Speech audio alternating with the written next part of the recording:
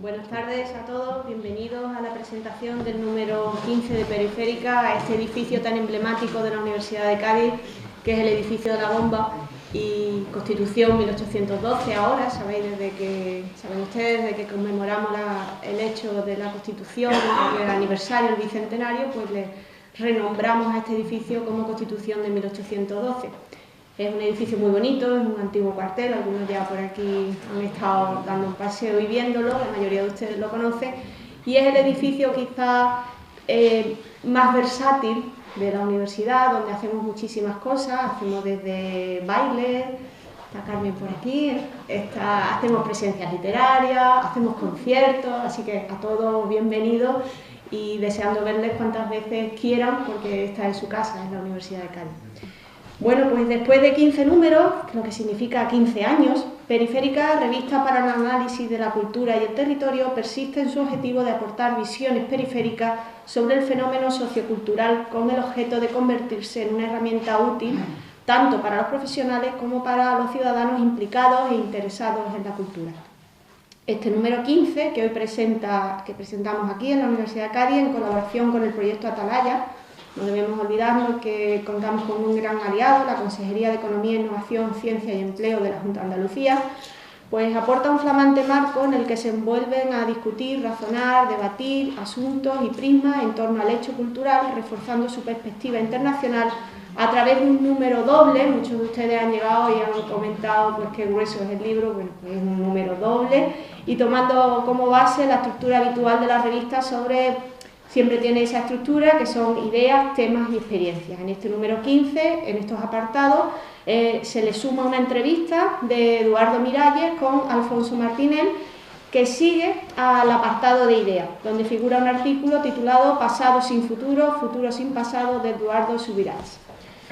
En el apartado de temas se incluyen los artículos sobre las políticas de lo público en el arte, la fotografía, los derechos culturales en Iberoamérica, la participación ciudadana y la regeneración política, la formación de gestores culturales en España, la cultura en Cádiz durante la transición y los medios públicos locales en Andalucía, suscrito por especialistas como Jorge Luis Marzo, Alberto Martín, Tomás Pérez, Enrique Buerés, Ana Luz Castillo, Enrique del Álamo, Víctor Manuel Marí, Belén Macías, Francisco Cañete y Gonzalo Ceballos.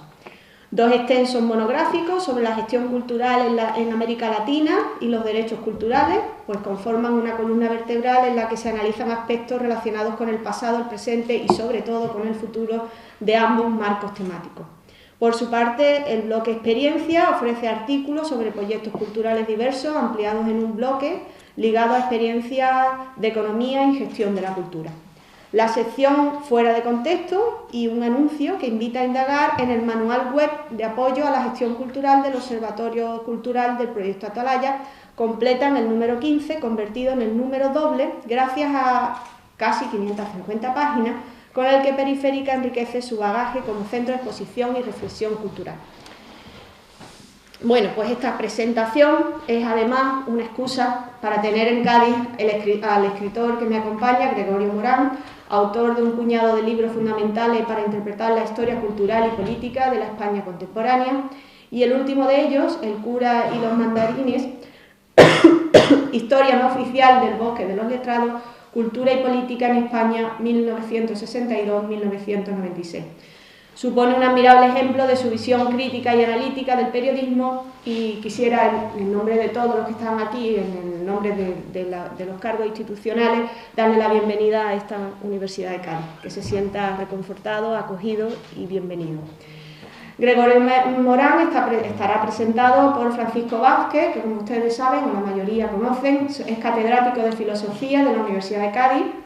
Y bueno, como no han venido la mayoría a escucharme a mí, sino a ver el libro, a ojear esta revista bonita y a ver este diálogo, a asistir al diálogo, pues les cedo ahora el protagonismo en este acto para que comiencen este diálogo. Y antes me parece obligado, y creo que es de agradecido, dicen que es de bien nacido ser agradecido, pues agradecerle a la colaboración a la librería Manuel de Falla, allí tienen el expositor que han colocado, porque su aportación ha sido imprescindible para que la presencia del escritor Gregorio Morán en la Universidad de Cádiz pues podamos disfrutarla todos los presentes. Pues sin más, darle las gracias a todos, bienvenidos y espero que disfruten de este coloquio. Diálogo.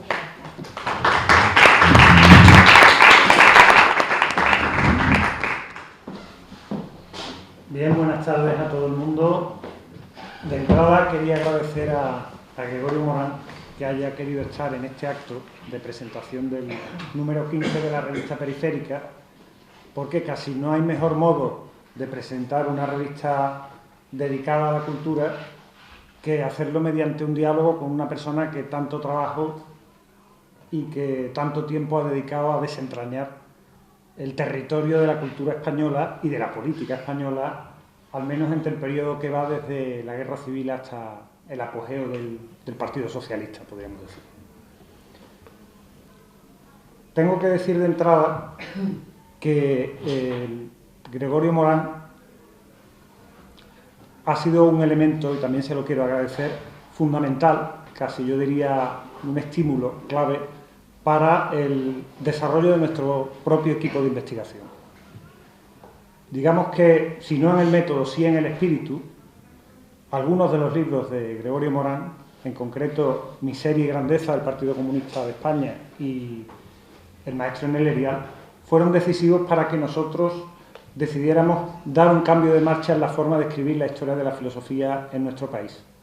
De una historia de la filosofía muy centrada en los textos, muy internalista, a una historia social de la filosofía que daba mucha importancia a elementos como el capital académico, como el capital político, religioso, en las trayectorias intelectuales de los pensadores. Y esto, donde lo vimos por primera vez, y nos dio mucho que hablar y muchas discusiones entre nosotros, fue en el maestro en el Erial. Aquí hay algunos compañeros que forman parte de ese equipo y que, bueno, pues pueden corroborar lo que estoy diciendo. Y finalmente, ya a título personal, quisiera agradecerle pues los ratos tan magníficos que he pasado leyendo los trabajos de Gregorio Morán. Recuerdo concretamente la lectura de algunos pasajes del maestro en el Erial, donde describía los congresos de filosofía en pleno nacional catolicismo, enumerando con detalle los participantes, los títulos pomposos, todo el ceremonial de las discusiones, toda la parafernalia del régimen que acompañaba esas celebraciones, y recuerdo cómo me reía solo en mi casa, tumbado en el sofá, a carcajadas, leyendo esas descripciones tan minuciosas del ritual de los filósofos en ese momento negro de la filosofía española. Aunque lo he conocido realmente en persona esta mañana, Gregorio Morán es alguien muy inquieto, muy polifacético, ha sido estudiante de arte dramático, ha sido guionista de cine, sobre todo periodista y escritor. Sus sabatinas en La Vanguardia son un punto de referencia obligado. Pero lo principal es que sus obras, y hago referencia solo a algunas de ellas, las dos biografías o los dos textos biográficos sobre Suárez, el libro clásico del Precio de la Transición, sobre la transición española, y los libros, los que he mencionado, de Miseria y Grandeza del Partido Comunista de España, El maestro en el Erial y este del Cura y los mandarines, son obras que siempre hacen pensar. Y pensar, como me enseñó mi maestro Canguilhem, es pensar contra, es pensar a contracorriente. Por eso me parece que si hay una faceta que destaca, en la que destaca Gregorio Morán, es la de investigador. Tiene una verdadera vocación de investigador, y esto se ve en el hecho de que algunos de sus trabajos, él lo menciona en la introducción al Cura y los mandarines, él sabe muy bien cómo han empezado con un plan inicial determinado que luego ha tenido que trastocar, caso del Cura y los mandarines o del maestro en el Erial, ¿no? Y esto es señal del temple de investigador, que es un temple aventurero. Uno sabe dónde se inicia el recorrido, pero no sabe dónde va a terminar y tiene que cambiar continuamente de dirección. Y aterrizando ya más concretamente en la obra reciente, que aquí un poco nos convoca, que es el Cura y los mandarines, hay que señalar que este texto no es un análisis sociológico o histórico al uso.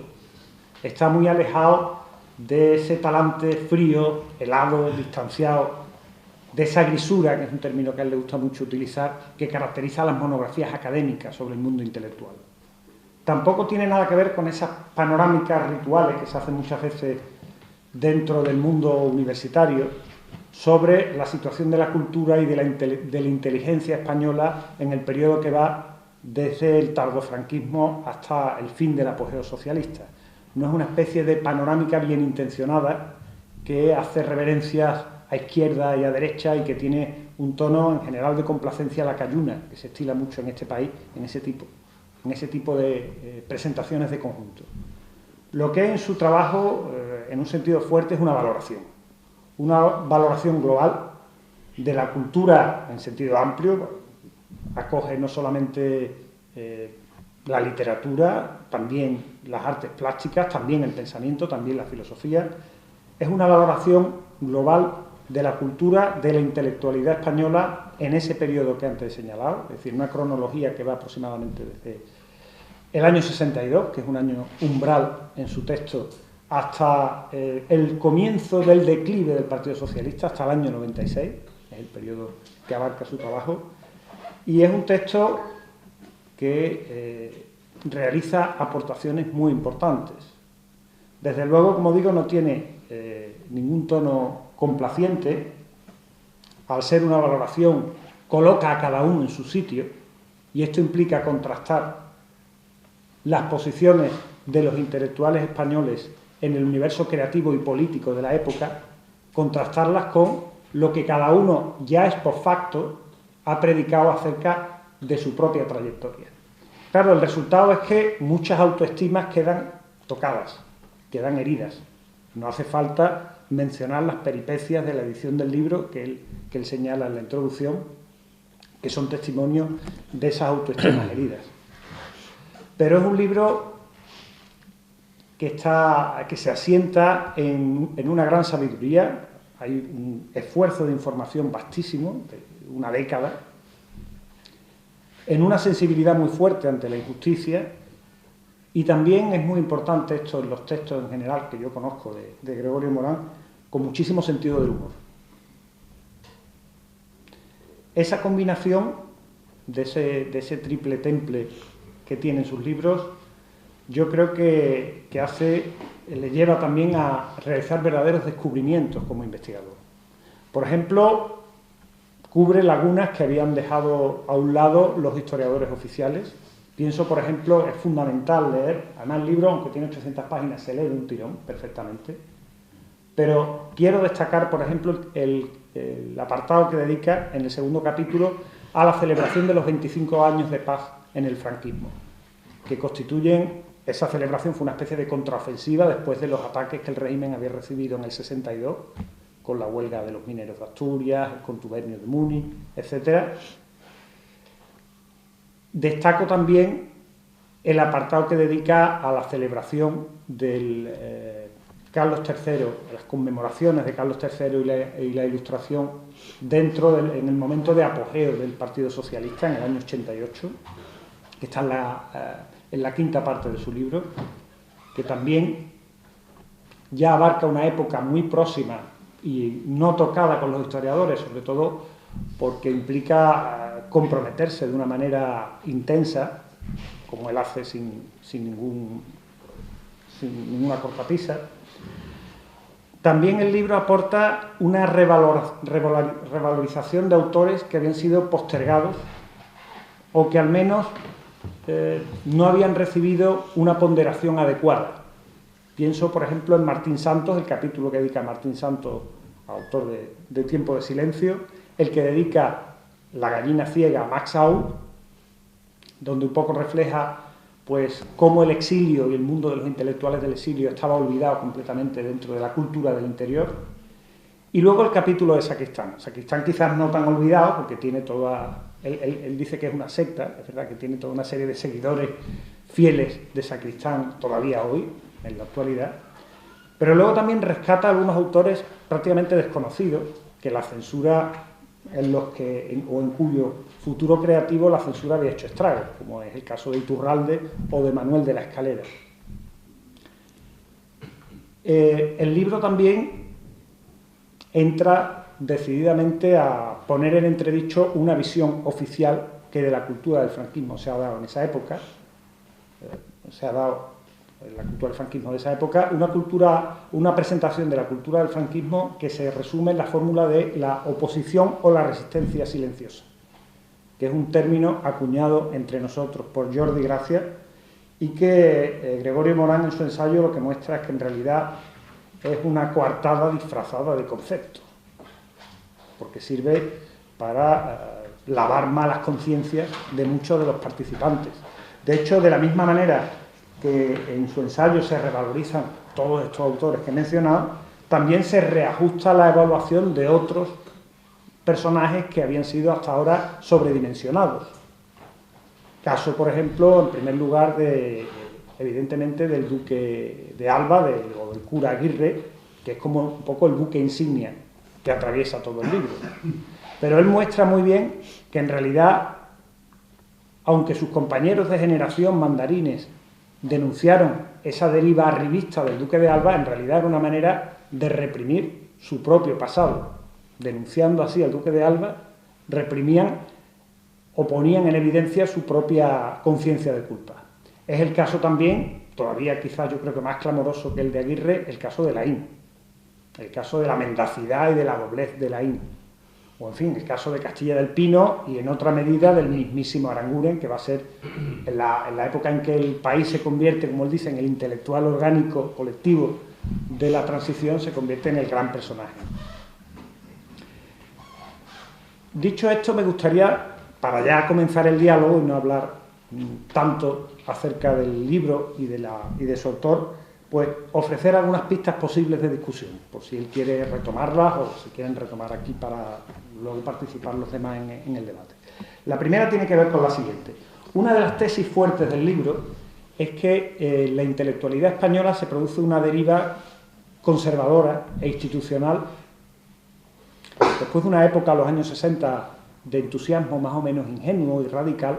A partir de los 70, pasada la gran resaca de la radicalización de finales de los 70, hay una clara deriva conservadora de integración en las instituciones, de mandarinato en los intelectuales españoles de esa época.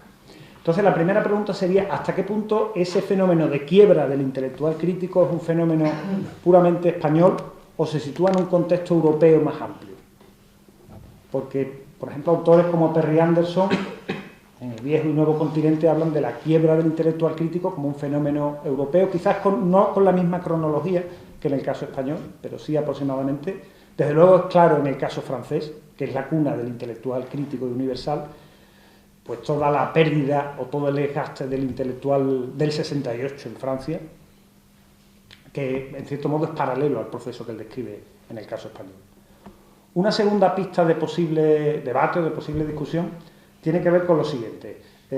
Gregorio Morán reconstruye muy bien ese escenario cortesano que constituye el mundo de los intelectuales españoles en los años 70 en adelante, donde parece que están todos infectados con una especie de, citando a mi compañero José Luis Moreno Pestaña, de virus gracianesco, de virus maquiavélico. Es un mundo de arribistas que compiten entre sí por medrar y por alcanzar las mejores posiciones, y eso lo contrasta con el olvido del universo intelectual de los exiliados. Los exiliados, prácticamente, hay un capítulo emblemático de esto, que es el capítulo de la gallina ciega, como Max Aub acude a una cena en casa de Javier de Salas y cómo se queda pasmado ante el absoluto desconocimiento del mundo de los intelectuales del exilio en España, cómo se instrumentaliza a los exiliados, por ejemplo, en la revista de Cela de Papeles de Sor Armadans, cómo utiliza las colaboraciones de los exiliados en su propio beneficio, pero el mundo de los exiliados aparece como, hasta cierto punto, idealizado. Es cierto que el libro no se ocupa del mundo del exilio.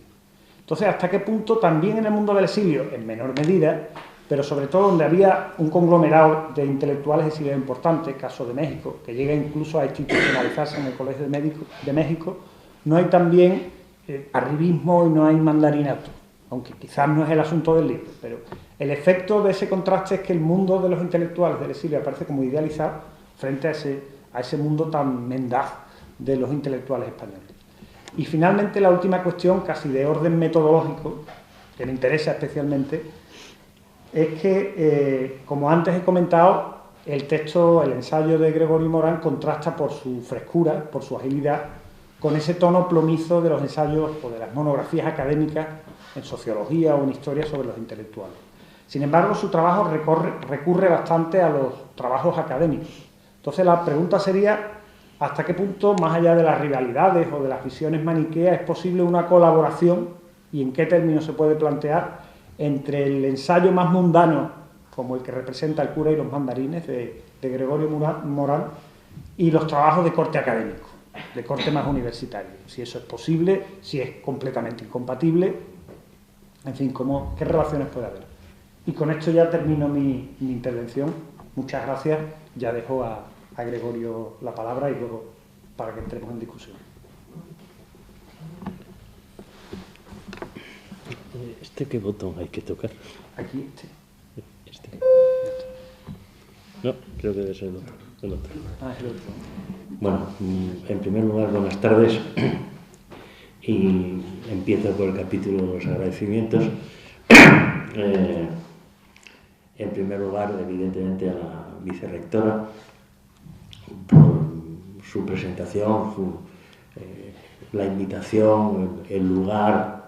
Esto de la bomba me ha llenado de... esto, cuando yo cuente en Barcelona que presenté el libro en un lugar que se llamaba La Bomba, esto no se lo van a creer, quiero decir que ahora pensarán que es otra broma de las mías, ¿no? Y la verdad es que necesito que alguien me lo certifique luego con un papel para poder dar fe de este acto absolutamente insólito. Me parece además que intelectualmente es muy importante esto de que un lugar se llame La Bomba, sin mayores trascendencias, porque en un mundo tan plano en general como es el mundo académico, grisáceo, como suelo decir yo de vez en cuando, pues esto es la bomba, esto es algo magnífico, y por lo tanto agradezco a todos los que han hecho posible este acto, ¿no? Y que tenga yo la ocasión de explicarme y presentar el libro. Por supuesto agradezco la organización y agradezco venir a Cádiz. No es fácil desde Barcelona cuando no es verano, que en verano debe ser más fácil, pero cuando no es verano resulta bastante difícil las comunicaciones, pero bueno, la verdad es que la universidad ha conseguido allanar todas las dificultades y por eso que agradezco también al profesor Vázquez que siendo como es un modelo de académico tiene la audacia casi diríamos temeraria, ya es catedrático, no le pueden echar, de presentarme a mí. Quiero decir que es esto, vamos, yo recuerdo que el libro, uno de los últimos libros solamente lo pude presentar en una universidad española porque el rector era amigo mío, que era la UNED de Valencia, y tengo mi honor que los únicos dos sitios donde lo presenté fue en Valencia y en Londres, porque conozco a Paul Preston y me había convocado a Londres. Eso de decir Valencia y Londres, esto también es otro lujo. Ahora debo añadir La Bomba, ¿no? Les agradezco además el hecho de que estén aquí en un tema tan poco seductor, digámoslo así, como es tratar del mundo de la cultura, los mandarines y el periodo del franquismo. Antes de pasar prácticamente a comentar las sugerencias de Francisco Vázquez, claro, hacer un libro de esas características, Vázquez dice con gran optimismo que se le da un tirón, es decir, confío que ustedes sean pacientes y que, bueno, pueden hacer pausas, que es decir, para la publicidad, todas las que quieran, pero yo creo que no es un trabajo académico, eso es evidente. Y casi empezaría por su última cuestión, que es posible relacionar el tipo de ensayo académico, en general, pues tesis doctorales o con un libro de las características de los que yo hago, pues sinceramente no es posible. ¿Por qué no es posible? Hombre, yo puedo hacer estos libros porque no tengo ninguna aspiración académica. Es decir, si después de escribir ya con el primer libro no hubiera alcanzado evidentemente ni el magisterio en un pueblo de la provincia de Huelva, por decir un sitio cercano. No hay ninguna posibilidad. El mundo académico está cerrado en sí mismo. Quiero decir, si hay una universidad que conozco bien, encerrada en sí misma, autosuficiente y constituyendo una casta pobre, quiero decir, porque hay casta de ricos y casta de pobres. Esta es una casta, la casta universitaria es una casta humilde en el sentido económico, no en el de la vanidad, por supuesto, y en el de sus propias autosatisfacciones, pero es una casta.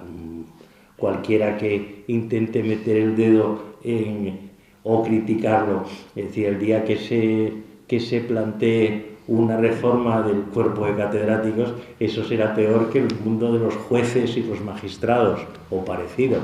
Es decir, un catedrático amigo me decía que la única solución para la Universidad Española, él que es un rector de una de las universidades, que es amigo mío, decía que la única solución era la ley Azaña. No sé si ustedes se acordarán de que durante la República la famosa ley Azaña del Ejército consistió en poner en la calle absolutamente a todos los militares, a la inmensa mayoría, y el que quisiera incorporarse pues ya se iba revisando sus casos en función de sus méritos y sus capacidades. Si alguien se imagina la introducción de la ley Azaña en la Universidad Española en un momento como este, sería, vamos, una provocación. Yo creo que incluso, ya que estamos así, como en familia, yo creo que una de las grandes, para mí, lo digo porque me cae muy bien y me parece el grupo de Podemos tiene todos mis apoyos. El único aspecto que me parece siempre inquietante es la procedencia académica, que esto me llena de zozobra, porque digámoslo claramente, que es una mala educación para la democracia y la civilidad, pero bueno, se puede superar. Hay cosas mucho peores, los bancos, por ejemplo, y el mundo bancario, pero insisto en que yo esa mota la tengo ahí puesta, que es decir, que eso crea unos hábitos y un tono y unas costumbres que no son lo más susceptible de comportamientos democráticos y abiertos, ¿no? En El cura y los mandarines hay una cierta melancolía en el libro, que consiste, es el periodo, de alguna manera, sin darme cuenta, digo sinceramente sin darme cuenta, es la continuación de otro libro anterior que ha citado el profesor Vázquez, que era El maestro en el Erial, pero en principio no estaba pensado como una especie de continuación. Resulta que cuando lo hice me di cuenta de que hay una continuación. Si en el primero estudiaba la primera posguerra hasta el año 55 y la muerte de Ortega y Gasset, en este empiezo en 1962, que es un año mágico. El año 62 yo lo viví muy pequeño, evidentemente, pero fue un año cargado de historias que yo entonces tenía 15 años, no entendía muy bien, pero que, bueno, que soy asturiano, pues fueron las grandes huelgas de Asturias, las primeras, fue el contubernio de Múnich, que fue un hecho importantísimo, y luego incluso muy vinculado a nuestra ignorancia, ¿no? Si yo recuerdo los carteles de niño del año 62 por todo Oviedo, que decía a la horca con los del contubernio, y lo de la horca sí sabía lo que era, pero lo del contubernio, pues, tardé muchísimos años en saber qué era un contubernio y cuál era el contubernio, y cómo una de las cosas que caracteriza a mi generación, y me imagino hay aquí más de uno que pertenece a ella, era que no se podía preguntar nada. Entonces, claro, uno se quedaba siempre con las ganas de saber, de preguntar a alguien, oye, ¿y eso del contubernio qué es?, ¿no? Siempre digo que había dos lemas puestos por las calles y pintadas que yo nunca logré entender hasta que ya fui mayor, ¿no? Estas dos cosas sí. Una era la de contubernio y la otra era una pintada falangista que se veía en todas las ciudades españolas, que decía «Viva el rey pero lejos», que de pequeños esto era absolutamente incomprensible. «Viva el rey pero lejos». Pero lejos parecía que iba junto, no sabíamos, viva el rey pero lejos, y como viva el rey pero lejos repetido parecía una historia como de Woody Allen, no sabía, viva el rey pero lejos, viva el rey, y venga a preguntar, entonces a preguntarnos a nosotros mismos, pero claro, ninguno de nosotros tenía la luz suficiente como para explicar eso. Primero, que era una pintada falangista, que estaba en todos los muros o casi todos los muros de todas las ciudades, y no, el rey, no sabíamos qué rey era, y el pero lejos menos. Si hay algo que caracteriza a nuestra generación, he de decir que ahora ya con la edad era en lo que más nos engañaron. Es que siempre nos decían, cuando seas mayor ya lo entenderás. Y yo llegué a mayor y entiendo menos de lo que entendía cuando era niño, ¿no? Entonces, esta sí que es la mayor estafa de nuestra generación, que entendemos menos cosas ahora de las que entonces no entendíamos. 1962 es un año importante para la cultura española, además es el año que aparece una novela excepcional, que es Tiempo de silencio. Digo excepcional porque hay además un montón de leyendas y literarias y de autores. No sé si ustedes serían ahora capaces de leer a Gironella y las novelas aquellas de 1 millón de muertos, o como se llamaban, no me acuerdo, o Los cipreses creen en Dios, pero yo, que no me queda más remedio que leer estas cosas para poder hacer el libro, me pregunto cómo era posible que leyéramos aquellas cosas, y pienso que quizá muchos de los autores que ahora leemos o que están en el candelero o en el candelabro, como decía alguien, pues muchos de estos autores dentro de unos años nuestros nietos, si es que leen, pues se quedarán absolutamente sorprendidos al pensar cómo es posible que el abuelo leyera aquellas cosas, ¿no? 1962, insisto, además es el año de la boda de Juan Carlos y Sofía, que entonces no le dimos ni la más mínima importancia, incluso era un pequeño recuadro en los periódicos, no tenía demasiada importancia, y vaya si la tuvo. Los años 60 hasta 1969 y el estado de excepción de enero del 69, que en general no aparece tampoco en los libros de historia, el estado de excepción de 1969 fue nuestro equivalente a mayo 68 en negativo. Antes el profesor Vázquez me decía, se refería a mi aportación a los 25 años de paz, y es verdad. Quiero decir, no conozco, salvo en aquellas historias del franquismo de Ricardo de la Fierro y aquellas cosas, nadie de los que podíamos llamar historiadores progres y clásicos se ha detenido en los 25 años de paz, que son importantísimos. Es una contraofensiva ideológica y una compra de la inteligencia existente entonces, que tendrá connotaciones y consecuencias.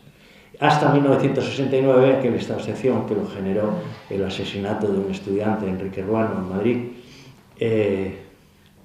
que fue un estado de excepción que afectó a muy poca gente, frente a lo que la gente a veces piensa, fue un estado de excepción muy selectivo. pero muy bien pensado. Es decir, que las 500, 600 personas que se vieron afectadas por aquel estado de excepción, en general los estados de excepción afectaban a millares, aquel afectó a unos 500, 600, que en términos no está mal, pero no era una gran racha y castigo. Pero estuvo muy bien seleccionado porque afectó a profesores, sobre todo a intelectuales, profesores de universidad, que no se distinguían por su especial animosidad frente al franquismo. Sencillamente eran gente liberales, gente bastante moderada. Evidentemente hubo bastantes radicales también desterrados, pero fue un estado de excepción muy selectivo, preparando algo que entonces no intuíamos, que era la colocación en circulación de la monarquía de Juan Carlos, ¿no?, que se hará a finales de aquel año 1969. A veces recordar estas cosas tiene algo como si estuviéramos recordando la guerra de Cuba y el 98, pero las cosas son así. Los años 70, si los años 60 habían sido un impulso radical y sobre todo entusiasta, es decir, había la idea de que aquello se acababa, ¿no? Evidentemente no se acabó. Y los años 70 significan la moderación y la radicalidad, pero sobre todo la moderación. Y sorprende cómo vísperas de la muerte de Franco, y sobre todo inmediatamente después de la muerte de Franco, hay un efluvio radicalísimo en la inteligencia española realmente increíble. Es decir, pues, yo recuerdo, vamos, está en el libro detallado, pues algunos profesores que decían que la solución en España en el año 70, vísperas de las elecciones del 77, el 15 de junio, estábamos al borde de la dictadura del proletariado y la defensa del pensamiento de Mao Zedong y este tipo de cosas, que luego casi todo este personal muy radicalizado pasó al Partido Socialista, mucho más moderado, obviamente. No olvidemos que en la primera etapa, antes de llegar al poder, el Partido Socialista estaba muy a la izquierda en sus formulaciones respecto al propio Partido Comunista. Y aquí hay dos hechos importantes. Primero, las elecciones del 15 de junio del 77 pusieron las cosas, pues realmente trajeron un cierto realismo, es decir, la muerte de Franco no había significado ese impulso arrollador en la lucha por la democracia, y políticamente empezó una reconversión que se cerró, esa reconversión, en el intento de golpe de Estado del 23 de febrero, o golpe de Estado del 23 de febrero del 81, en el que entonces hubo una conversión masiva a la razón, a la moderación, a todo esto. Hasta tal punto que se puede decir que el 23F fue la demostración de nuestro fracaso más absoluto. ¿En qué sentido? No tanto como porque el golpe no triunfó, sino porque el golpe no triunfó gracias especialmente a fuerzas que no eran las nuestras, concretamente pues el propio ejército y el rey, que había animado y que luego frenó el golpe. Pero fíjense, hay una cosa, lo más llamativo del 23F es que nadie salió a la calle a defender la democracia.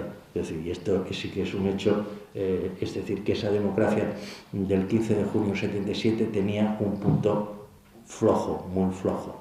Es decir, que posiblemente sea uno de los elementos que estamos pagando en una situación como esta, ¿no? Es decir, cada uno defendía la democracia desde su casa, en el mejor de los sentidos.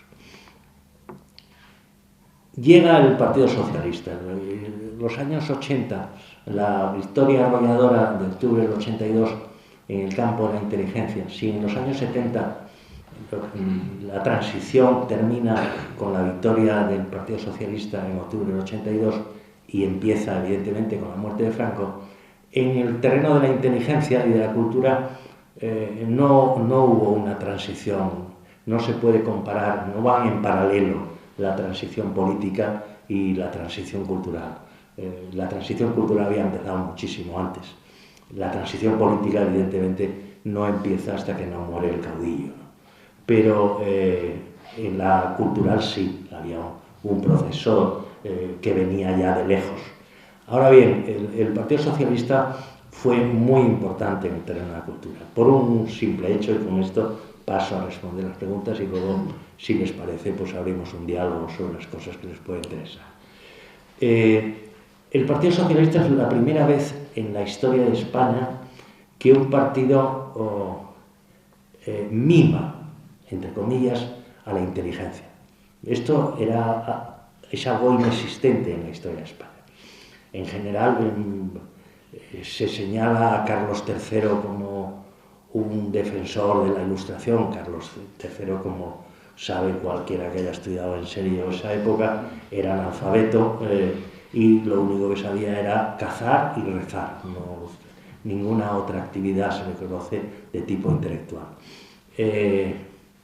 Pero florecieron una serie de ilustrados y el Partido Socialista recoge en una exposición que yo relato con cierta minuciosidad en el libro, el que los nuevos ilustrados, sin Carlos III en este caso, con el tándem Felipe Guerra y Mahler y el mundo de Machado y todas aquellas cosas de la época, por primera vez se preocupa y mima a la inteligencia. Esto produjo en el campo de la cultura algo absolutamente insólito. La seducción y el atractivo que tuvo el Partido Socialista hacia la inteligencia cultural y la inteligencia crítica fue apoteósico. No solamente hubo conversiones fulminantes hacia el Partido Socialista, que luego se pagarían evidentemente en el famoso referéndum de la OTAN, pero es verdad que nunca en la Moncloa o nunca en el Pardo se les ocurría montar una bodeguilla, es decir, aquellas cosas de las invitaciones a la inteligencia, a la cultura, promoverla. No éramos muy ricos, pero la verdad es que para la cultura hubo mucho dinero y creo que desde Barcelona hasta Cádiz todo el mundo recogió su parte de economía distribuida en el mundo de la cultura. Aquello fue un festín, digámoslo así. Un festín desde el poder, y claro, esto tiene consecuencias pues muy negativas, no para el poder, pero sí para la inteligencia. Yo termino el libro en 1996 con el final del Partido Socialista, aunque hago un pequeño apéndice porque el personaje que es el hilo conductor, que es Jesús Aguirre, posteriormente duque de Alba, muere más tarde. Pero bueno, prácticamente el último acto así de trascendencia fue la famosa exposición del 92, si la memoria no me falla, de Sevilla, en la cual él colaboró. Es decir, que prácticamente era ya un hombre en trance de fallecimiento. Respecto a lo que, para terminar, la quiebra del intelectual crítico, preguntaba, el profesor Vázquez preguntaba, ¿esto es un fenómeno típicamente hispano o es un fenómeno general? Hombre, yo creo que es un fenómeno general. Lo que ocurre es que hay unas características españolas clarísimas. Por ejemplo, está en el mismo título decir que el cura y los mandarines, claro, sugiere, bueno, los mandarines chinos, sugiere sobre todo, evidentemente, el libro de Simone de Beauvoir de los mandarines, que es un libro importante, pero fíjense, los mandarines que cita Simone de Beauvoir y que se refiere a ellos después de la Segunda Guerra Mundial, son mandarines de verdad, es decir, es Jean-Paul Sartre, es Albert Camus, es ella misma, Simone de Beauvoir, son Gimson, hay una estela de mandarines culturales trascendentales en la historia de la cultura, no solamente francesa, sino europea. Bueno, nuestros mandarines eran de Franchino el mandarín, quiere decir que era una cosa mucho más modesta, mucho más, en Cataluña dirían casulana, mucho más sencilla, aunque las pretensiones evidentemente fueran más grandes aún que las de Sartre. Entonces, por aquella época proliferaron las revistas que trataban de emular al état moderne y a las grandes revistas de la época en Francia, y que evidentemente quebraron en menos de un año la mayoría. El intelectual crítico no ha desaparecido. Lo que ocurre es que la influencia social del intelectual crítico se ha reducido muchísimo. Es decir, hoy tiene mucho más influencia esta fórmula nueva del intelectual tertuliano, que es una variante también muy española, que es esta ductilidad de que uno puede hablar del Golfo, de Irak, del petróleo, de la economía, de la política, de lo que sea, de geografía o de meteorología. Esta ductilidad intelectual del tertuliano, esto es una aportación española, no sé si a la historia de la cultura, pero sí que historiadores futuros, que no seré yo, deberían reseñarla como muy importante. Entre otras cosas porque su influencia es muy superior a la que podemos tener el profesor Vázquez y yo, entre otras cosas, por supuesto. El mundo del exilio, esta es la última que me queda porque las demás están respondidas. El mundo del exilio se divide en dos, para ser así brutal de explicación. Los que murieron antes de que se muriera Franco y los que se murieron después. En la historia es muy importante los supervivientes. El superviviente es el que escribe la historia. Cuando se dice los vencedores son los que escriben la historia, pero no, los supervivientes de los vencedores, ni siquiera los vencedores, son los supervivientes de los vencedores. Y en general suelen hacer unas memorias absolutamente falaces que nadie puede discutir porque todos sus compañeros están todos muertos. No voy a citar casos porque en el libro cito más de uno, vinculados además al mundo andaluz, más de uno también, al mundo de Andalucía y al de Madrid y al de Barcelona, claro. Esto es terrible porque nuestra confianza en el superviviente, nuestra candidez, esa ingenuidad de pensar que el superviviente es objetivo por naturaleza, pues no, es mentira, al contrario. Si hay una persona, eso que decían los griegos, de que los dioses a quienes aman de verdad los matan jóvenes, pues aplicado el cuento a los supervivientes sería terrible. Es decir, yo tengo la teoría de que para ser centenario, creo que aquí no hay ningún centenario todavía, hay que ser muy buena persona y muy cándido y todo esto, uno no llega a centenario. Es decir, para ser centenario se necesitan unas dosis de egoísmo en general considerables y que a uno no le afecten los dolores de los demás, los sufrimientos, es decir, la gente sensible no llega a centenario.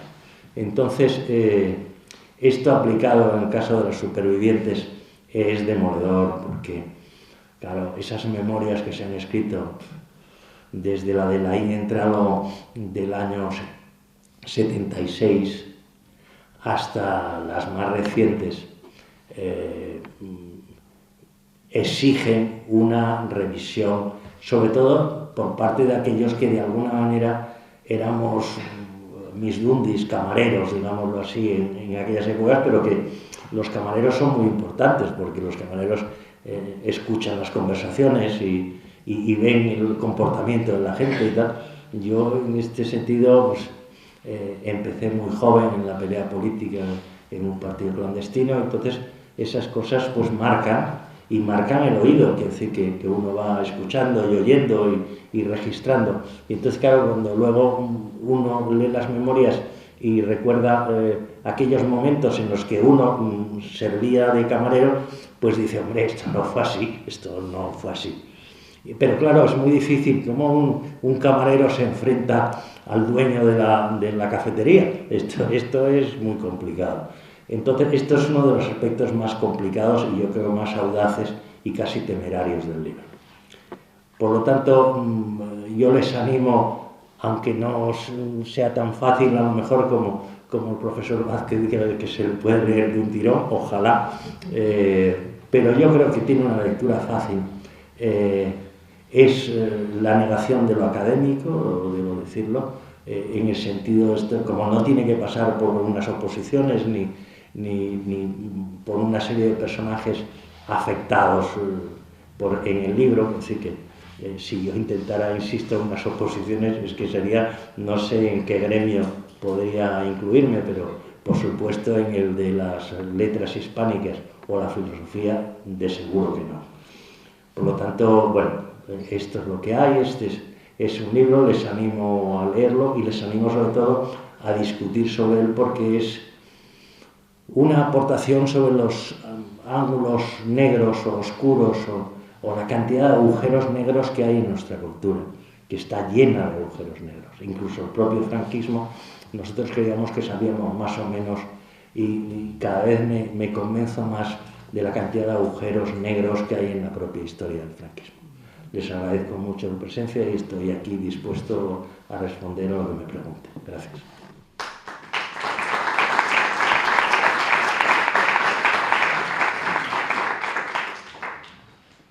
Bien, muchas gracias.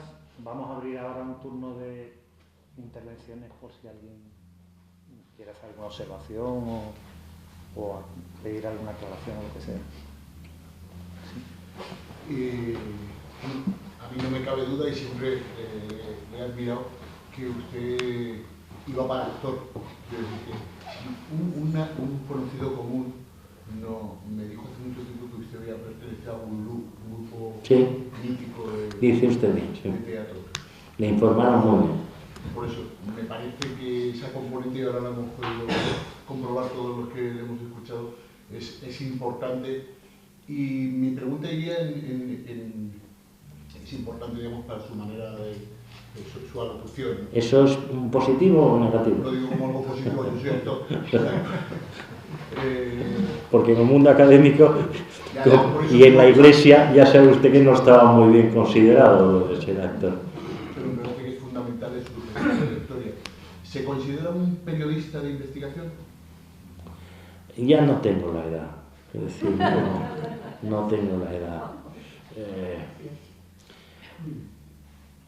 Yo empecé, hice trabajos de periodismo de investigación hace años, en el comienzo de la transición, pero no solamente hay un problema de la edad, hay un problema de que me gustaría saber qué haría ahora un periodista de investigación, es decir, un joven periodista de investigación, dónde publicaría en internet, lo tendría difícil, porque este es otro problema, es decir, que los medios de comunicación han cambiado mucho, no solamente los periodistas de investigación han cambiado, eso ha cambiado menos, pero los medios de comunicación, lo menos que les interesa en este momento es investigar nada, cuanto menos se investigue mejor.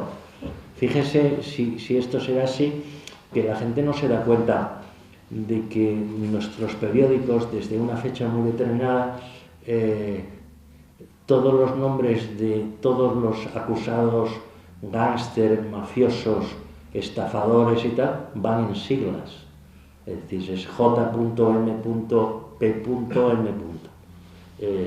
Esto, si alguien puede investigar sobre esto, sería alucinante, porque claro, usted leería, primero, que es imposible literariamente construir un artículo con siglas, punto, es decir, si no me dice cómo se llamaba, de dónde era, no sé si ustedes se fijan que las informaciones periodísticas en este momento no señalan ni de dónde es la gente, puede decir, han detenido a 4 moldavos, pues hay que fiarse, evidentemente, que yo no lo hago, de la policía o del que la da información, pero estamos en un mundo muy judicializado, el papel de los abogados es fundamental y por lo tanto el periodismo de investigación, tanto por parte de los medios de comunicación absolutamente acoquinados ante el peso de los abogados y luego escasamente interesados en que se investigue, empezando por ellos mismos, porque están en una situación económica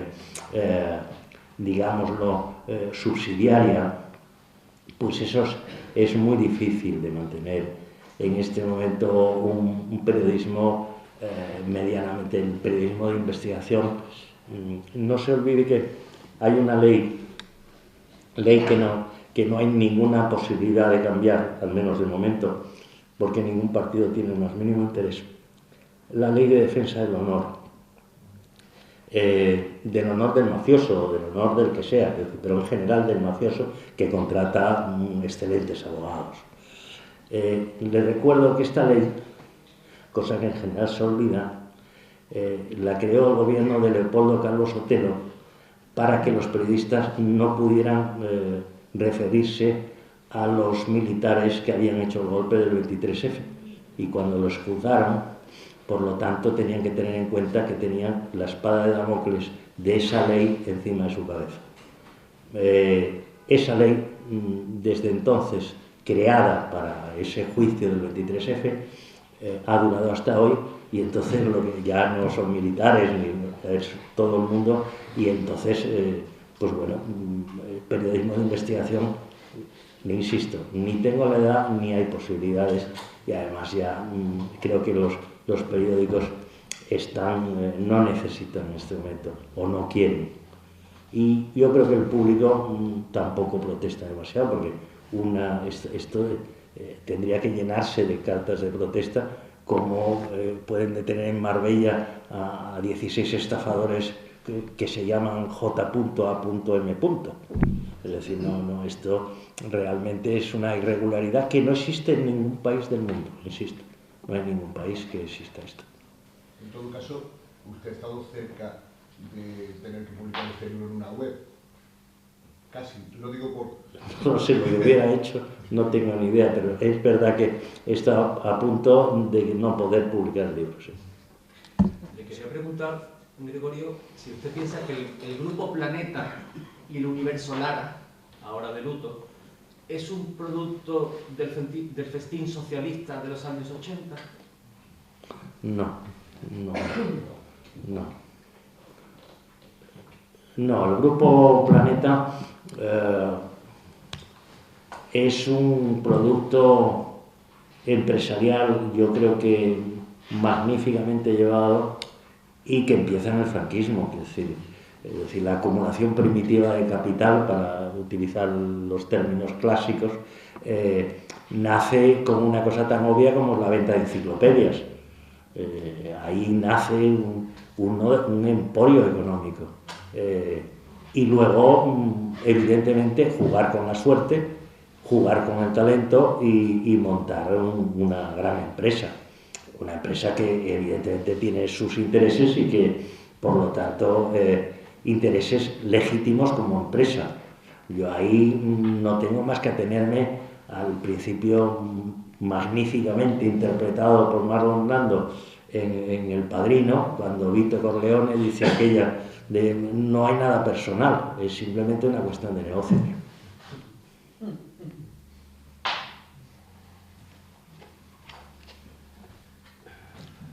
¿Alguna cuestión más? Sí. Bien, sí. Yo estoy leyendo tu libro, ¿no? Estoy ahora unos 25 años de paz, ¿no? Entonces he dicho una cosa que me ha interesado, ¿no? Sobre el recuerdo, ¿no? Lo que cuando éramos pequeños, ¿no? Nos decían que cuando seas mayor, pues ya entenderás las cosas, ¿no? Yo ahora soy mayor, ¿no? Y tu libro me ha ayudado a entender muchas cosas, ¿no? Y yo he venido a este acto para agradecértelo, especialmente, ¿no?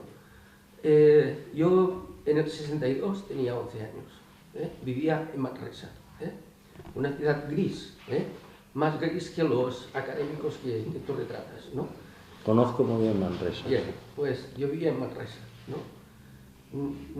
Bueno, en unas circunstancias personales y en un contexto en el que, bueno, no se entendía nada, Lo único que se entendía era la disciplina del colegio, lo que ordenaban, en mi caso, los hermanos maristas de La Salle, y la supervivencia como niño en un contexto de una tristeza, digamos, bueno, más o menos hiriente, dolorosa, etcétera, con algunas alegrías, ¿no? Por supuesto, porque la infancia también tiene alguna cosa de esas, pero a lo largo del tiempo, pues me ha gustado buscar claves, ¿no? Intentar buscar claves históricas, ¿no? que me retrotrajeran a ese pasado para entender esas cosas que me decían también a mí, cuando seas mayor entenderás, ¿no? Y tu libro no lo estoy leyendo del tirón, lo estoy leyendo en el tren a trocitos, porque me gusta leerlo, digamos, poquito a poco, ¿no? Porque es tan intenso, ¿no?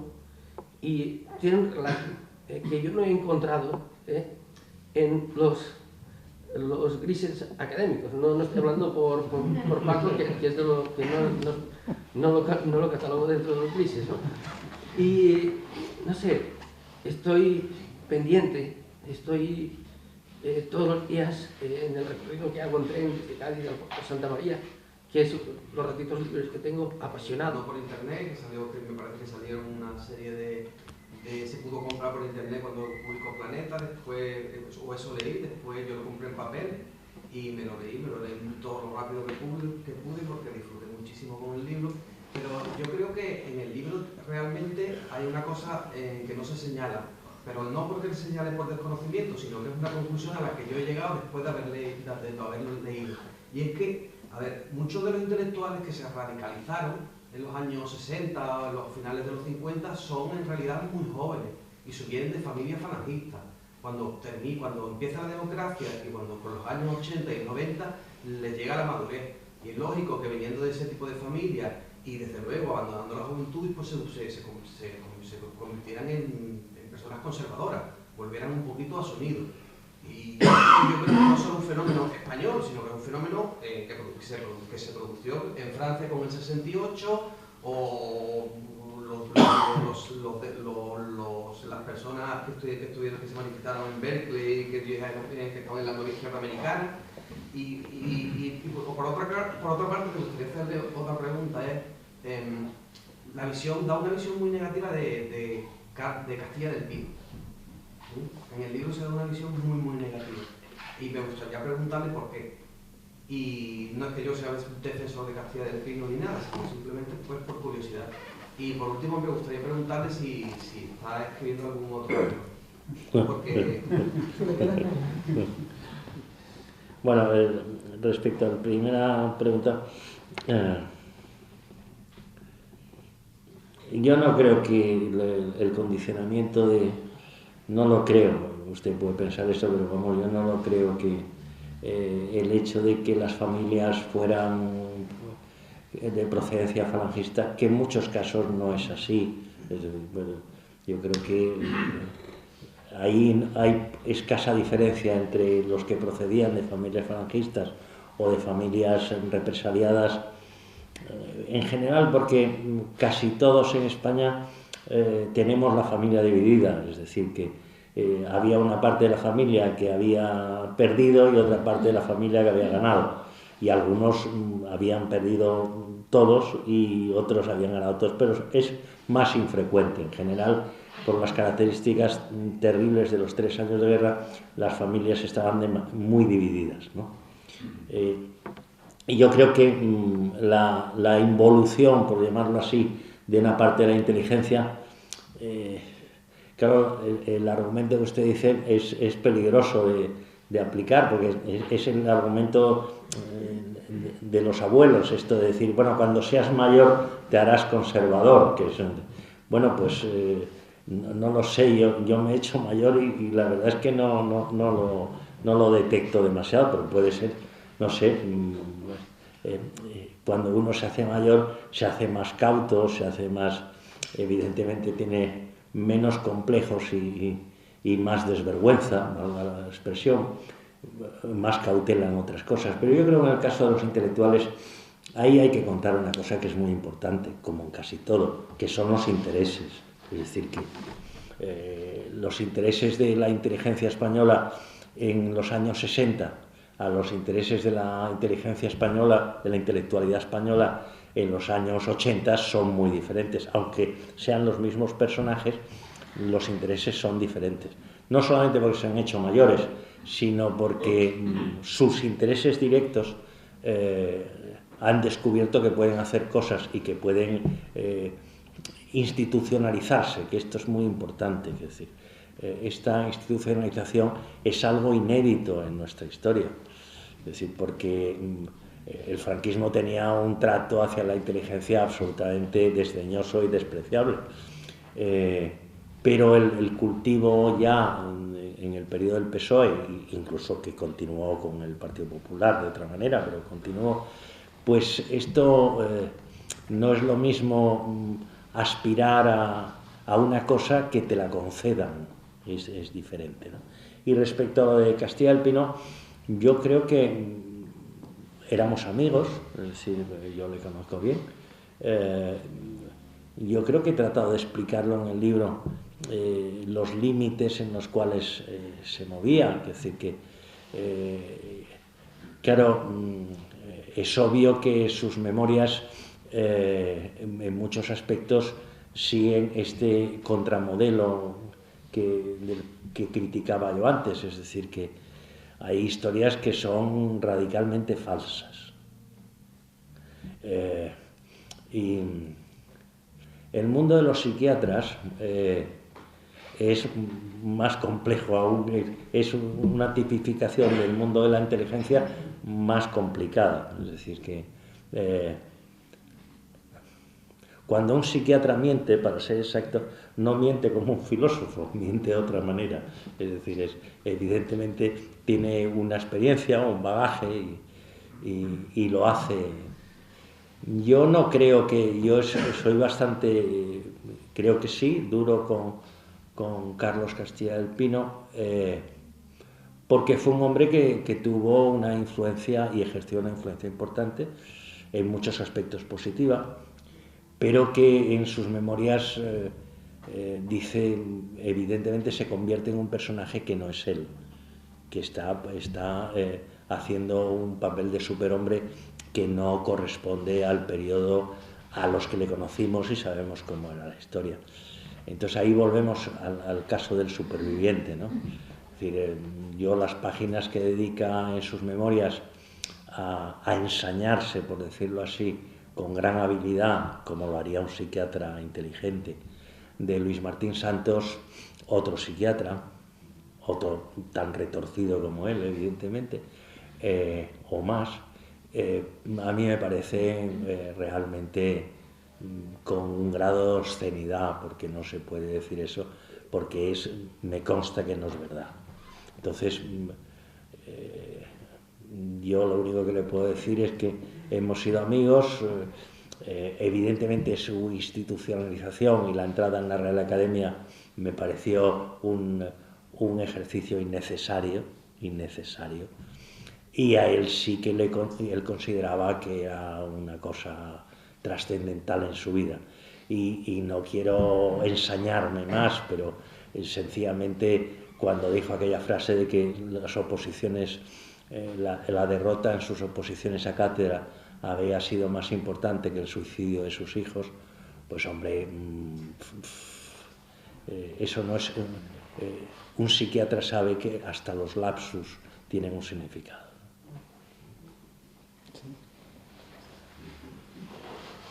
Buenas tardes. Yo no he leído el libro, pero ahora ojeándolo se me ocurre una pregunta. La semana pasada estuvo aquí, en esta misma casa, Antonio Hernández, y entre otras cosas nos hablaba de su último libro, Premio Nacional de Poesía, Nueva York después de muerto. Después de unas copas que estuvimos después del acto, pues hablábamos de Luis Rosales, y él decía, ¿cómo es posible que todavía, a estas alturas, se relacione la muerte de Lorca con Luis Rosales? Bueno, pues ahora, mientras empezaba el acto, me encuentro con un texto suyo que tan solo me gustaría, y termino mi intervención preguntándole su opinión sobre Luis Rosales y lo que aquí aparece de una manera un poco no clara, diría yo, ¿no? Dice usted en la página 446, no podía faltar Luis Rosales, ex poeta como le califica Agus, director a la sazón de los cuadernos hispanoamericanos y otros múltiples ganapanes oficiales, antiguo amigo de Agus, falangista de la primera hora, complicado, por omisión, en el fusilamiento de García Lorca. Realmente no entiendo la frase, discúlpeme. Bueno, no voy a hacer exégesis de un texto que es mío. Yo creo que la frase, como diría aquel humorista, el problema es el concepto. El problema es el concepto, no la frase. Vamos a ver. No hay nada que tenga que rectificar en esa frase. Nada. Es decir, conocí a Rosales en esta mi condición de actor y camarero, quiero decir y esto ayuda mucho. Evidentemente es un poeta que había pasado su época. Cuando yo describo esto, es un poeta de la primera época. Yo creo que Panero padre, me refiero, que lo cultivó y que le ayudó y tal, pues fue muy importante para el caso de Rosales. Yo creo que por omisión tiene una responsabilidad. Claro, ahí está hombre, yo no querría hoy aquí hacer trabajo evidentemente de casquería, que se dice en castizo, ¿no? Es decir, abrir vientres, corazones y hígados.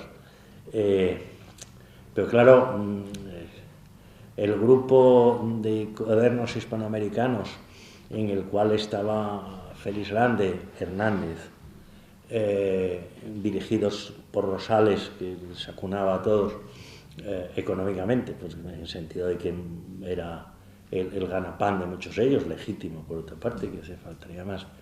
Pero yo creo que Rosales es una figura que yo lo cito ahí porque la crueldad con Rosales no es mía, que yo la podría hacer también, sino de una persona que tiene muchísima más autoridad que yo, que es el caso de Max Shaw, que le conoció cuando empezaba y que le conoció pues siendo lo que era sobre todo. Quiero decir que el problema mayor, y esto sí que es una reflexión general, yo creo que en Ortega se decía aquello de que el estilo pues es uno de los lujos de un filósofo y que hay que escribir bien. Yo añado a esta idea orteguiana algo que había en Unamuno y que era muy importante. El valor físico es una categoría intelectual. Y yo creo que esto es algo que no le hemos dado suficiente importancia. Sirva esto para decir que el caso de Rosales no cumplía esta categoría. Era un poeta menor, era una buena persona, pero en aquellos momentos yo creo que, igual que Laín Entralgo, al que citaba antes el profesor Vázquez,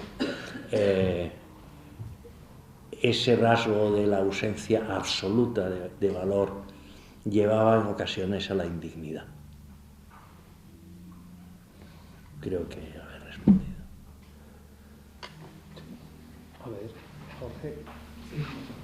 Yo quería retomar una pregunta que le hizo antes Francisco Vázquez sobre la cuestión de la oposición entre lo académico y el ensayo, ¿no? Como el Julio Magdalene. Y porque la respuesta que usted ha dado ha dicho que hay una incompatibilidad absoluta, ¿no? Principalmente por el hecho de que un texto académico tiene que cumplir con una serie de servidumbre por aquellos que lo van a juzgar, es decir, por aquellos que ocupan puestos importantes dentro del ámbito académico y que obligan al autor de alguna manera o a autocensurarse o a sufrir una sanción por parte de aquellas personas que se ven un poco expuestas en el libro, ¿no? Es verdad que eso es una dimensión que existe en el mundo académico que está, pero hay otro requisito u otra dimensión que están presentes también en los trabajos académicos que no tienen que ver con esa, ¿no? Y que quizá, y entiendo yo que también están en oposición con lo que usted ha escrito, ¿no? Por ejemplo, pienso en el capítulo que hay sobre el Grupo de Santander durante los 50, a finales de los 40, durante los 50, que una descripción pues muy interesante sobre cómo se constituye una especie de unidad generacional, cómo van ascendiendo de manera muy también como colectiva, asistiendo a los mismos actos, un ejercicio muy preciso del ambiente de sociabilidad. Y ahí veo, y eso me parece que en ese sentido no es incompatible en absoluto con un trabajo académico, pero hay una cosa que sí me llama la atención, que es cómo, además de eso, encuentro en su texto, en el libro, una especie digamos, de calificación constante de situar a las personas desde su punto de vista, entiendo yo, como de su afinidad personal, ¿no? Como, por ejemplo, el caso de José Hierro, ¿no? Que, según entiendo yo, porque yo no conozco la trayectoria, pero según entiendo yo de lo que cuenta usted en el libro, tiene un proceso muy similar de integración en el mundo intelectual y, de alguna manera, en mi lectura, veo que usted lo salva por una trayectoria militante o personal previa, ¿no? Entonces, por continuar con la historia de la oposición, desde el punto de vista académico, entiendo yo que sería incompatible introducir ese juicio moral a la hora de salvar a una persona que, por lo demás, desde el punto de vista de su integración intelectual, comparte todos los rasgos. Es decir, puesta a condenarlo sería igualmente condenable que cualquiera de los otros. Y la cuestión sería, ¿hay que condenarlo? ¿Qué aporta eso al libro? ¿Qué aporta eso al relato? ¿No? Esa sería un poco la pregunta. Sí, claro. Es que no es lo mismo haber estudiado en la Universidad de Navarra, y digo por caso, quiero decir, o haber sido falangista, quiero decir, que haber sido condenado a muerte.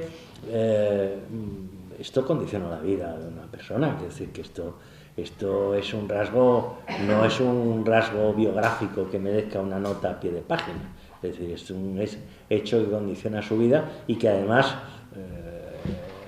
José Hierro, pues prácticamente desde la mitad de la guerra, que es su detención en Santander, hasta que el Opus le echa una mano, es un hombre con una espada de Damocles encima, es decir, que es su propia vida.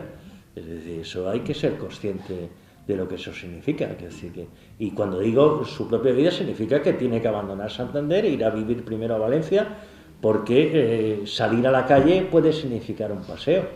Es decir, y luego esto, que es un rasgo que va más allá de una biografía común y que nos exige un estudio del personaje con mayor detalle, porque eso condiciona una vida,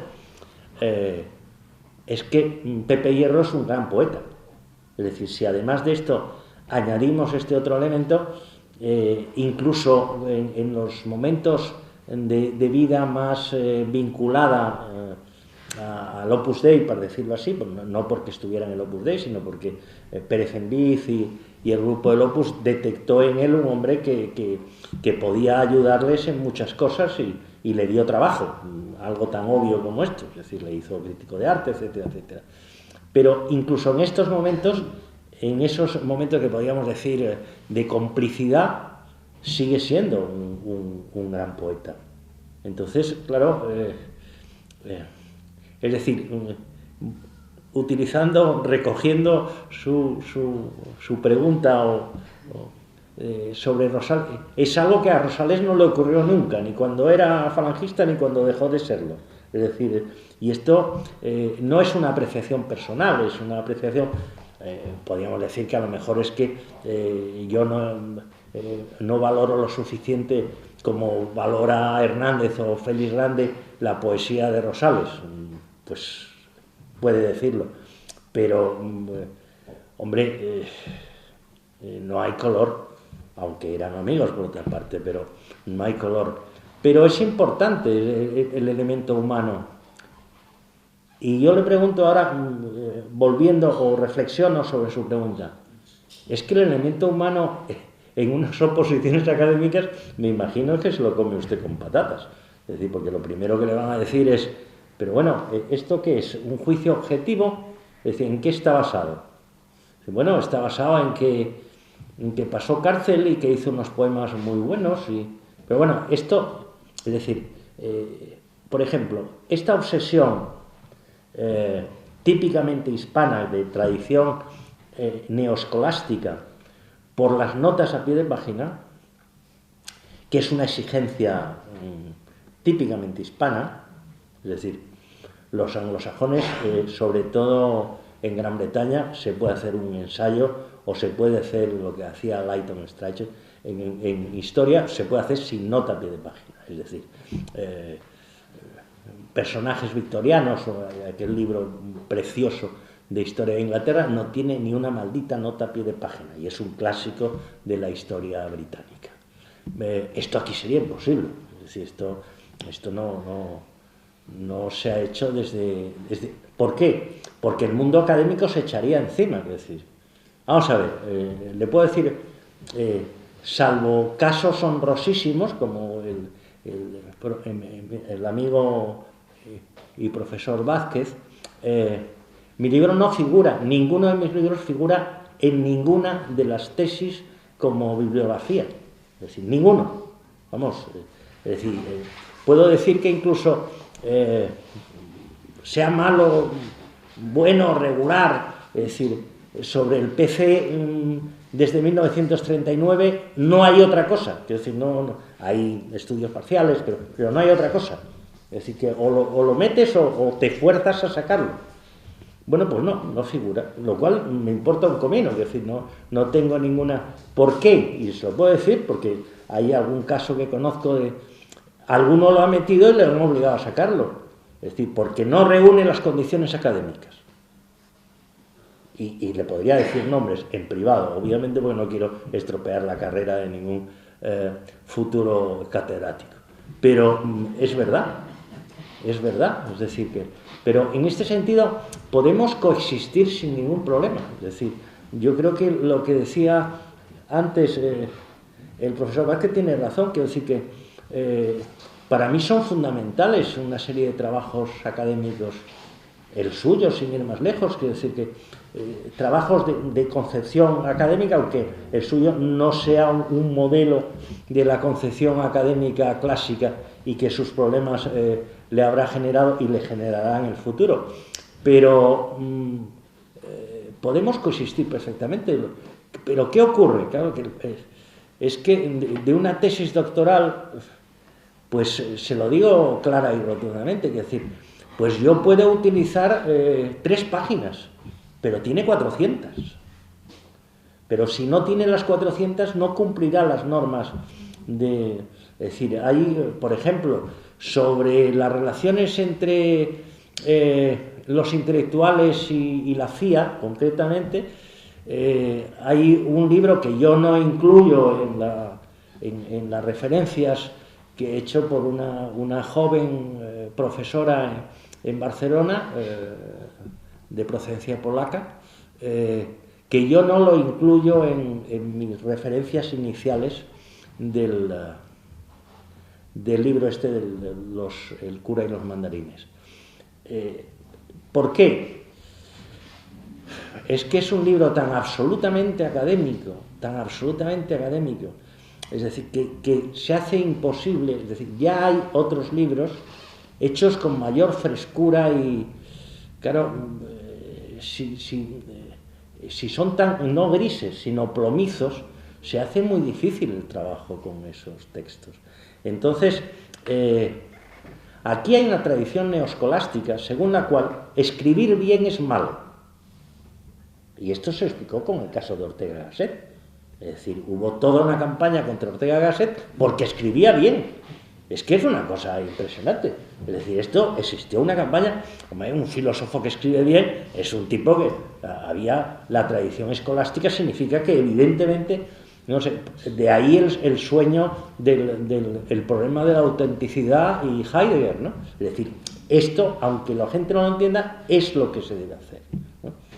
Bueno, pues esto es un problema, es decir, es demasiado claro. Demasiado claro. Pues esto es un problema académico, insisto, muy referido a España. Es decir, en otros lugares, pues el intento de publicar, por ejemplo, las tesis doctorales es terrible, claro, porque una editorial aborda un texto académico y se encuentra que tiene que podarlo, que tiene que... Y claro, esto es un... Y en ese problema, en ese momento, se considera que el texto académico baja de nivel, porque le falta la bibliografía. Claro, ahora ha entrado Internet y esto ha complicado mucho las cosas. Internet ha complicado mucho las cosas, porque claro, la bibliografía ahora es darle un botón y lo único que puedes es quitarla, no tienes que sumarla. Es decir, hoy día las bibliografías en Internet son infinitas. Yo sé que, vamos, no hay nadie capaz de leer la cantidad de libros que se incluyen en una bibliografía académica. Imposible. Se lo digo yo que vivo de esto. Es imposible leer todo eso. Pero se pone, porque como dio la casualidad de que alguno de los que forma parte del tribunal haya escrito un pequeño artículo en una revista, evidentemente que lee él y su familia, pues esto es un hundimiento, esto es un hundimiento. De verdad se lo digo, se juega usted se juega usted el puesto. Y le puedo citar casos como el de Mainer, etcétera, que es verdad, es decir, que como no se cite todos los textos que él ha publicado, aquello no avanza. Y si no avanza, dedíquese usted a otra cosa. Entonces, claro, no es el problema de lo académico y el escribir bien, no, es una especie de deficiencia del mundo académico hispano, que consideró, a partir del neoscolectivismo del periodo franquista sobre todo, que escribir bien es rebajar el pensamiento. ¿Y qué pasa? Claro que da el drama de que Ortega Gasset queda como el único de toda una generación, porque todo esto lo intenté explicar en El maestro en el Grial de la mejor manera posible, con una indignación académica que para qué le voy a contar. Quiere decir que es un libro absolutamente vetado en el mundo académico, como muy bien sabe el profesor Vázquez. No hay incompatibilidad, lo que hay es realmente una incomprensión absoluta con un detalle que es significativo de los últimos años. La obsesión académica por hacer artículos de periódico. Esto es otra de las cosas, es otra novedad de la inteligencia hispana. Es decir, todos aquellos obsesos por el rigor académico, las 444 notas a pie de página, la bibliografía absolutamente exhaustiva, se matan por hacer un artículo en el periódico. Con lo cual, uno pregunta, bueno, primero que hacer un artículo en un periódico no es fácil, se lo digo yo que vivo de eso, es decir, no es nada fácil. Y que están escritos en general con los pies, me refiero a estos catedráticos metidos a periodista o a analista político o lo que usted quiera. Pero revela, el profesor Castilla del Pino haría un análisis muy brillante de esto diciendo, claro, esto es un modelo de frustraciones clarísimo, que necesita que le vea a alguien más que sus alumnos. ¿Me explico? Entonces, claro, esto es una frustración. Entonces, claro, las frustraciones no entran en el ámbito académico, entran en el ámbito de la psiquiatría o del psicoanálisis. Sí. Si lo que quisiera preguntarle, en el fondo precisamente lo que acaba de decir, ¿no? Por una parte la buena escritura, pero por otra parte y al mismo tiempo el sentido del humor.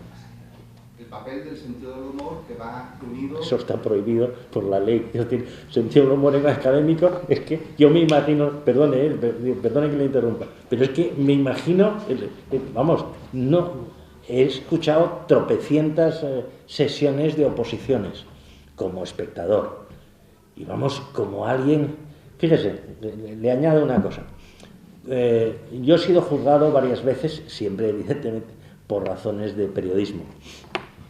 Y lo primero que a uno le explica al abogado es genial, porque siempre me pareció un rasgo, siempre, si el abogado es bueno, que es el que lleva tu defensa, te dice: ni una broma ni una ironía.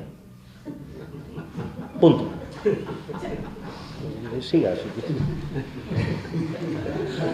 Es fundamental para criticar al poder el sentido del humor, es una herramienta más, lo sabemos, ¿no?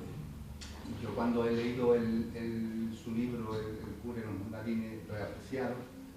Posteriormente, porque no he leído después, El maestro en el Rial, también he apreciado en algunos momentos el salvágilo desde el principio, ¿no? Esa crítica a través del humor. No era una pregunta, era sencillamente constatar esto, el sentido del humor, que es fundamental, no solo para el escritor, sino también para el lector.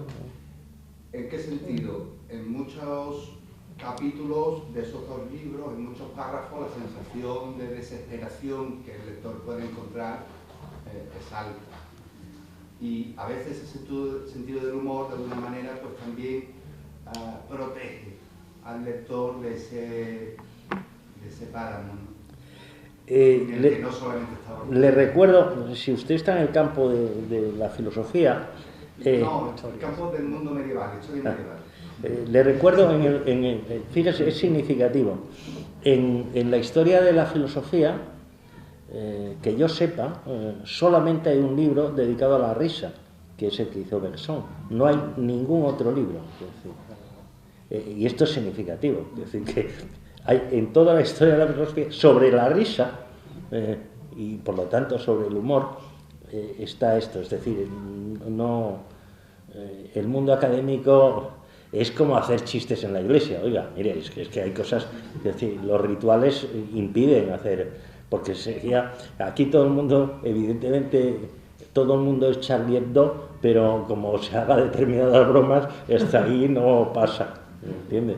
En mi opinión, la gran novela de Humberto Eco, El nombre de la rosa, gira precisamente en torno a eso. Acuérdese además de las reacciones académicas al nombre de la rosa, quiero decir que fueron terribles, vamos, cómo se atreve a burlarse de los personajes que se pueden identificar, a hacer una broma sobre Ockham. Hombre, esto no puede ser. El humor... Yo creo que hay campos que no admiten el humor, y el campo académico, lo siento, pero es uno de los campos en los que el humor es imposible. Ojo, si uno llega a catedrático e incluso llega a académico, puede hacer bromas con sus alumnos medidas, medidas. No vaya a ser que un alumno vaya y cuente la historia y se complique. Pero al final es el poder, en definitiva, el que no admite la broma. Claro. La institución, para ser exacto. Es decir, la institución, una institución que admita las bromas, es que, perdone, es que eso complica, es que eso no puede ser. Es decir, si algo tiene una institución es que se la tome en serio. Es decir, ¿qué es lo que más irrita en el caso de Charlie Hebdo por parte del yihadismo? Que se está tomando a broma una cosa que es muy seria. Entonces, ¿y quién decide lo que es serio? Pues una institución decide lo que es serio y lo que no es serio. Dos preguntitas. La primera, un poco ingenua, y yo creo que usted la ha contestado en parte, que se encuadra este libro dentro del movimiento que hay ahora de revisión histórica del periodo de la transición, ¿no? Y la segunda es si espera una contestación en forma de otro libro, de qué sector, no personalmente, sino de qué sector, de qué podría venir. Las dos van enlazadas en esa historia, ¿no? Hombre, yo estoy seguro, haciendo una ironía sobre el asunto, siempre que uno hace un libro de estas características, pues hay siempre un académico que le hace el favor al afectado. Es decir, vamos, hablando claro, pues cuando salió El maestro en el Erial, como había personajes afectados y sobre todo a la familia Ortega Gasset y sus hijos pues entonces apareció ya un académico, y en este caso dos, es decir, primero el profesor Avellán, que no se distingue por demasiadas luces, y luego Jordi Gracia haciendo un libro de encargo, es decir, la Fundación de Ortega y más la Fundación Marc, que ahora tienen relaciones estrechísimas, porque si no hubiera quebrado la Fundación Ortega, encargaron hicieron un libro de encargo sobre Ortega, la biografía canónica. Pero fíjese, es decir, que es un libro en el cual ni siquiera en la bibliografía aparece el maestro en el Erial, por supuesto, no existe.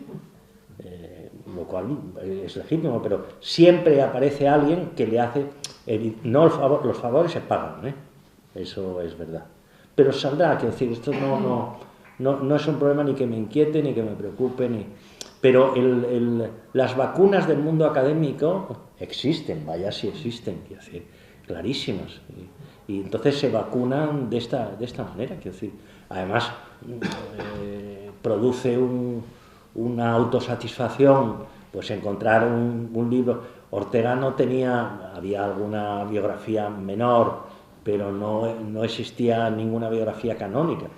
Entonces, pues, en el fondo uno se siente orgullosísimo de que gracias a sus libros aparezcan biografías canónicas. Pues está muy bien. Es decir, que bueno, eso facilita el mundo editorial, facilita que los profesores pues tengan más recursos y que los estudiantes no se empeñen en ironías y sarcasmos.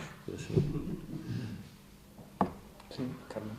Bueno, sobre todo, muchísimas gracias por su trabajo, por estar hoy aquí, y permítame, don Gregorio, que lo piropee, para que ya sea completo. Bueno, ahora está prohibido, ya saben. Pues permítame. Perdón, ahora está prohibido. Van a prohibirlo al menos. Usted me lo va a permitir, ya se hace completo el lote. La bomba, Cádiz, y también ni me preguntaron ni nada, podrá decir, me piropeó esa señora. Bueno, pues este piropo que le voy a improvisar, quiero que se relacione con alguien para mí muy querido del mundo del teatro, precisamente, que es Antonín Artaud. Antonín Artaud soñó, escribió, pensó, vivió eso que él llamó el teatro de la crueldad. El teatro es su doble, conocemos su obra. Bien. Justamente cuando se le lee con esa maravilla, con todo ese sentido del humor, ese buen hacer, pero qué duda cabe, ¿no?, que sabe señalarnos, subrayar justamente algo muy importante, ¿no?, y es la crueldad que teje la historia, ¿no?, está ahí, ¿no?, con esos hilos. Y eso lo relaciono justamente con este proyecto de Artaud, del teatro de la crueldad, que nos hace ver que bien, siendo dulce, magnífico, iluminador, esa crueldad que habita la historia. Entonces el piropo dice así: lo que en su ausencia, digamos, en ese desplazamiento que tuvo, que perdió el teatro, lo ganó la historia. Y además, qué suerte, nuestra historia. Muchas gracias.